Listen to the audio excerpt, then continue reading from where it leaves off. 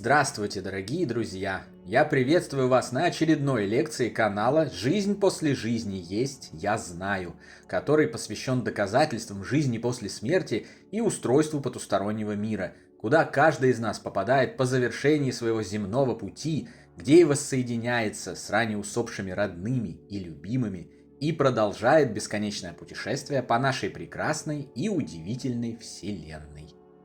Если вам нравится то, что мы делаем, вы можете поддержать работу нашего канала донатом по ссылке в описании видео. Благодаря вашей поддержке наши ресурсы остаются бесплатными для всех. Большое вам спасибо. Сегодня я расскажу вам о том, как очиститься от восприятия себя как смертного бренного тела с ограниченным сроком годности и осознать свою истинную природу как бессмертного и могущественного духа, живущего свою вечную жизнь и на разных ее отрезках воплощающегося в биологических телах. Приступим. Страх – это главный враг воплощенного человечества и его доминантная проблема. Страх одиночества, нищеты, страх непохожести других на тебя, страх не получить желаемого, страх умереть, потерять близких и еще 1000 прочих страхов. Страх порождает гнев, злобу, рознь, ненависть, ложь, агрессию, войны и все самое худшее, что происходит с людьми и с планетой. Страх – это стержневая причина того, что человек все еще не живет в изобилии и мире с другими людьми. Страх – это механизм выживания физического тела в непростых условиях материального мира. Без страха воплощенная часть человечества очень быстро гибла бы, и все это устройство площадки, на которой мы получаем бесценный материальный опыт, не существовало бы. Но во всем важен баланс. Научение контролю над страхами и их влиянием на нашу жизнь – это неотъемлемая часть комплекса задач, с которыми мы приходим в плотный мир, как воплощающиеся в телах духи. Страх, как и все остальное, дан нам во благо, как полезный инструмент, а не для того, чтобы поработить им свое собственное сознание и испортить жизнь окружающим. К сожалению, люди об этом забыли, и сейчас абсолютное большинство человечества порабощено страхами, в результате чего планета стремительно погружается на дно к очередному вымиранию очередной же человеческой цивилизации. Осознать иллюзорность страхов, а свою истинную природу как бессмертного неуязвимого духа, вневременного и внепространственного существа, которое способно абсолютно на все, нелегко. Но это возможно, и это то, к чему нужно стремиться на протяжении всей жизни. То, над чем нужно работать каждый день, постоянно напоминая себе о том, кем ты являешься на самом деле. То, что нужно тренировать в любой ситуации, от мелкого конфликта в общественном транспорте до масштабных упражнений в построении личной, красивой, цветущей и изобильной реальности. На этом пути важно отделять зерна от плевел, поддерживать постоянную трезвость рассудка, а также избавляться от стереотипного мышления, как своего, так и чужого, чтобы даже приблизившись к пониманию своей природы, не пойти ошибочным путем, который лишь усугубит положение и укоренит страхи, но не избавит от них. Истинный свет рассеивает мрак и исцеляет полностью. Заблуждения и стереотипы – это лишь частичное средство, временно снимающее симптомы, но в результате наносящее больше вреда, чем приносящее пользы. Многие, уже даже открыв базовые знания о жизни после жизни, вместо того, чтобы избавиться от страхов, которые сковывали их десятилетиями, насаждают себе новые. Беспокоятся о том, что усопшие их забудут, что после смерти они не встретятся со своими любимыми. Боятся, что если их души уже воплотились, то они не найдут друг друга, попадут на разные подпланы потустороннего мира и так далее. Таковые страхи и тревоги порождаются все теми же стереотипами, В данной ситуации стереотипами эзотерических учений и различных духовных гуру, которые сами толком не разобрались в том, что проповедуют. Но чтобы понять и получить искомое исцеление, необходимо очиститься от этих навязанных извне стереотипов. Родственные души, карма, ее отработка, прошлые жизни, последовательные воплощения, близнецовые пламена, наставники, старейшины, группы и прочие эзотерические упрощения и выдумки – все это только путает и сбивает с толку. Безусловно, на первом этапе, чтобы сделать первый шаг и начать освоение духовного мира, все это полезно. Но далее необходимо уходить от земных трехмерных и материальных конструкций, развивать мышление, расширять спектр восприятия. Еще раз напомню, что для осознания истины важно не пытаться упрощать и понимать духовный мир с точки зрения физического мозга, но обратиться к своему духу и подняться на его уровень, наблюдая и анализируя любое событие оттуда. Только тогда каша в голове превратится в стройное и логичное понимание, все вопросы получат свои ответы, а страхи покинут вас навсегда. Никто никого не забудет, потому что это невозможно. Душа на уровне сверхличности хранит воспоминания обо всем и всех вечно. Обо всех прожитых жизнях, личностях, используемых ими телах, обо всех событиях и ситуациях и так далее. Поймите, ваша любовь к усопшему, она ведь не к конкретной личности из этой жизни или из другой, не к конкретному воплощению в форме конкретного Васи, Саши, Пети или его физическому телу. Ваша любовь к душе, стоящей над ними. Попробуйте представить, что душа – это некий энергетический центр.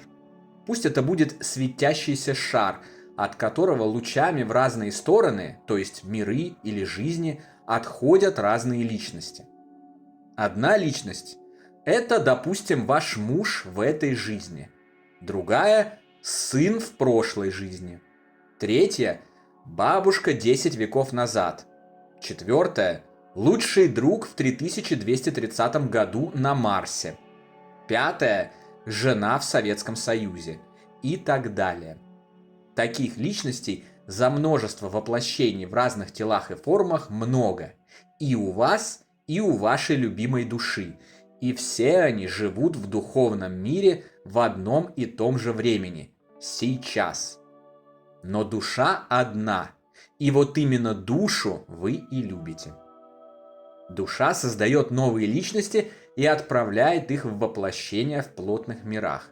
А благодаря вашей любви к этому сверхсуществу, ваши личности притягиваются друг к другу, пересекаются, встречают и любят друг друга в конкретном воплощении. Именно поэтому невозможно разминуться на том свете.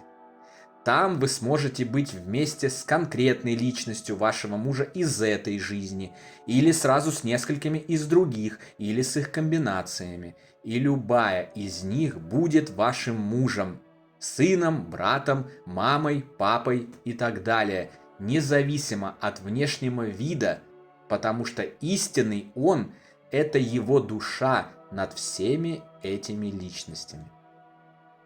Ваши души всегда вместе, во всех мирах. Их стремление и любовь друг к другу проявляется во встречах, браках, отношениях, дружбе, родственных связях в физических мирах, в которых вы воплощаетесь. Поэтому там вы вместе всегда, а здесь в зависимости от работоспособности вашего физического тела.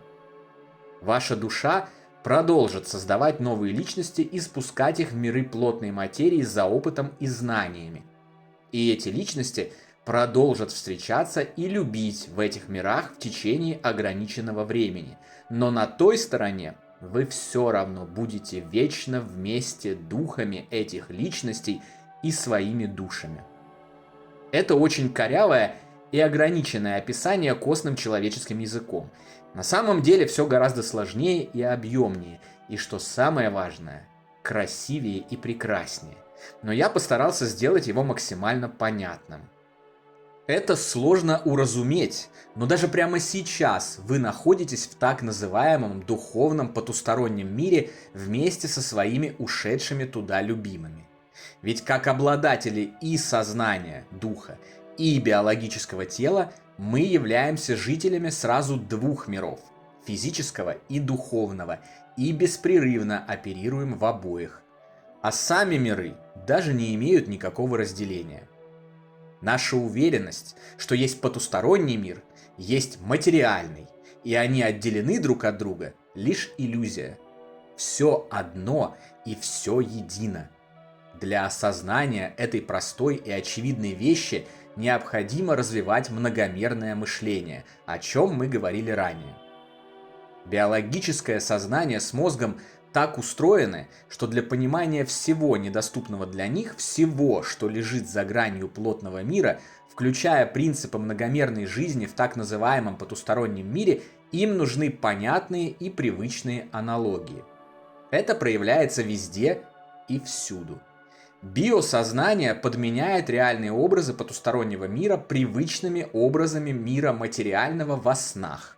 Строит понятные воплощенному человеку картины во время регрессивного гипноза. Предлагает знакомые визуализации при околосмертном опыте и так далее. Так используйте это его свойство и умение в своих интересах для осознания себя многомерным, вневременным и внепространственным существом. Если вам трудно осознать и понять нечто для вас в данный момент запредельное, используйте аналогии и предлагайте их материальному мозгу. Через них он обязательно дойдет до искомого и в конце концов осознает его. В части осознания себя бессмертным многомерным духом, который управляет материальным телом, в одной из предыдущих лекций мы уже описывали такие аналогии с машиной, телом и водителем, вашим истинным «я». Водитель управляет автомобилем и направляет его в своем путешествии, но когда автомобиль приходит в негодность, покидает его и садится в новый. Это простая и понятная аналогия, дающая материальному мозгу возможность зацепиться за нее и развить многомерное мышление. Моя группа духовной поддержки, мои родные и любимые духи, уже покинувшие плотный земной мир, недавно подсказали мне еще более эффективную и наглядную аналогию, и в образовательных целях предложили поделиться ей с вами, что я с радостью и выполняю. Помните фильм «Чужие» Джеймса Кэмерона, одного из великих учителей света и добра, нынче оперирующих на Земле? Во время съемок этого фильма он был еще совсем молодым человеком. Это сейчас он одним легким движением руки через сиквел фильма «Аватар» может объяснить сразу миллиарду зрителей, что какая-то рыба является духовным братом человеку, а сам человек составляет неразрывное единство с природой, таким образом эффективно и мощно увеличивая количество добра и света в мире и отсрочивая момент его гибели на еще какой-то промежуток времени. В те же далекие времена 80-х, времена становления, стремления к заработку и обретению влияния, он еще не развил в себе такие грандиозные способности. Но и все же, даже в «Чужих», казалось бы, обычном фантастическом боевике, можно обнаружить весьма духовные, как это сейчас называется, месседжи.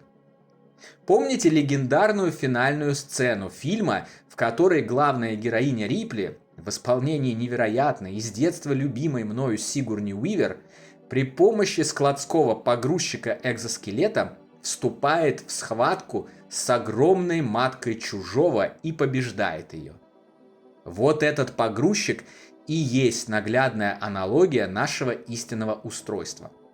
Погрузчик – это наше земное тело, при помощи которого мы решаем те или иные задачи. Человек же, сидящий в погрузчике, это дух, управляющий телом. А матка ужасного ксеноморфа – это страхи, эгоизм и себялюбие, которые мы и должны взять под контроль, а значит победить за время пребывания в трехмерном мире плотной материи. Именно ради этих благих для нас самих и всех остальных представителей человечества целей в первую очередь нам и дано тело, а нами лично принято решение о спуске в материю.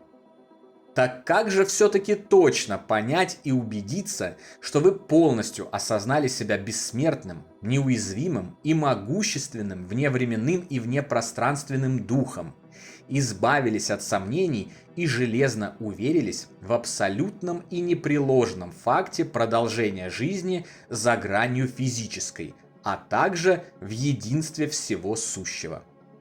Просто продолжайте идти. Продолжайте путь, сохраняйте трезвое мышление и баланс во всем, и вы обязательно почувствуете это, когда такое осознание полностью исцелит вашу душу, избавит ее от страхов и сомнений, очистит сознание от чувства вины и низкой самооценки, уверенности в том, что ваша судьба зависит от кого-то еще, кроме вас, что кто-либо показывает вам сны, приводит вам ваших любимых навстречу с вами, разрешает вам увидеться и поговорить или запрещает рассказать какую-либо информацию о том свете. Однажды утром вы проснетесь и почувствуете, что грусти, тоски и печали, ваших, как казалось, вечных соседей, больше нет. Вместо них приятное чувство радости от наступления нового дня, острый интерес к исследованию окружающего вас мироздания, а сами вы способны на все. На исполнение любых желаний, планов и проектов, а никаких разрешителей, запретителей и приводящих попросту не существует, потому что вы и только вы сами определяете и решаете, что вам можно, а чего нельзя. И не существует для вас никаких пределов и ограничений, если ваши устремления направлены к благу, любви и свету. Это и будет означать, что вы больше не бренное тело, живущее несколько жалких десятилетий, но бессмертный, великий и могучий дух с невероятными способностями и бесконечными возможностями. И таковыми вы были всегда и будете всегда. На сегодня это все, дорогие друзья. Дополнительную интересную и полезную информацию за пределами лекций, ответы на ваши вопросы о жизни после смерти в целом и по этой лекции в частности, а также познавательные статьи о потустороннем мире вы найдете в нашем телеграм-канале. Ссылка на него, как всегда, в описании видео и на экране. Добро пожаловать! Встречаемся на новой лекции здесь же, на нашем YouTube-канале. А пока всего вам самого лучшего, волшебного и замечательного.